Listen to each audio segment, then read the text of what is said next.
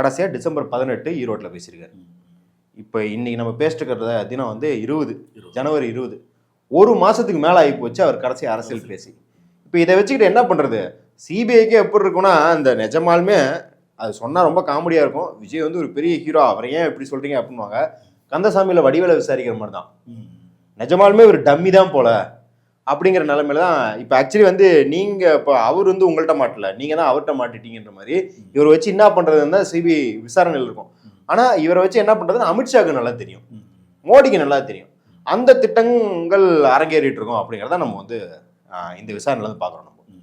Okay, அதாவது இப்போ வந்து பாஜக வந்து அலையன்ஸ் ஸ்ட்ராட்டஜி வந்து அழுத்தம் கொடுக்குறாங்க, அதுக்கு வந்து விஜய் வந்து ஒத்து போக மாட்டாங்க. ஸோ அதனால தான் இந்த வந்து இழுபறி அப்படின்றாங்க.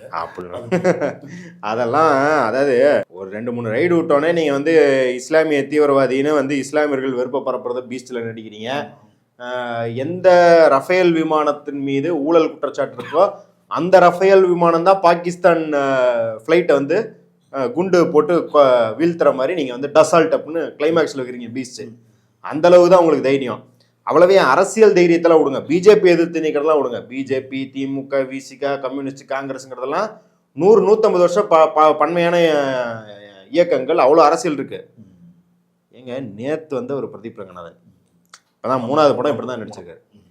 அக்டோபருக்கு ஜனநாயகன் ரிலீஸ் பண்ணால் பிரதீப் ரங்கநாதன் புரட்டை எடுத்துருன்னு பயந்து ஜனநாயகனுக்கு எப்படி கரியர் உச்சத்தில் இருக்கிற நீங்கள் நேற்று வந்த பிரதீப் ரங்கநாதனுக்கு பயந்து தேதியை போஸ்ட்போன் பண்ணுற நீங்கள் மோடி எதிர்த்து நிற்கிறீங்க அப்படின்லாம் சொன்னால் இதை இட்லினா சட்னி கூட நம்பாது அப்படிங்கிற கணக்காக தான் இருக்குது. அப்போ அவர் வந்து மோடி எதிர்த்து நிற்கலாம், மோடி அலையன்ஸுக்கும் கூப்பிடல. ஏன்னா பிளானே என்ன அப்படின்னு பார்த்தீங்கன்னா, இது பிளான்னா பாஜக போட்டு கொடுத்து விஜய் அமல்படுத்துறாரு அப்படிங்கிறது கிடையாது. ஒரு தேர்தல் காலத்தில் நீங்கள் உள்ளே வரீங்க அப்படின்னால என்ன பண்ணுவீங்க? இந்த போர்ஷன் அவன் எடுத்துக்கிட்டான், அந்த போர்ஷன் இவன் எடுத்துக்கிட்டான், நடுவில் இவ்வளோ போர்ஷன் நம்மளுக்கு இருக்குது, அதை நம்ம எடுத்துக்குவோம் அப்படின்ட்டு தான் பார்ப்பாங்க.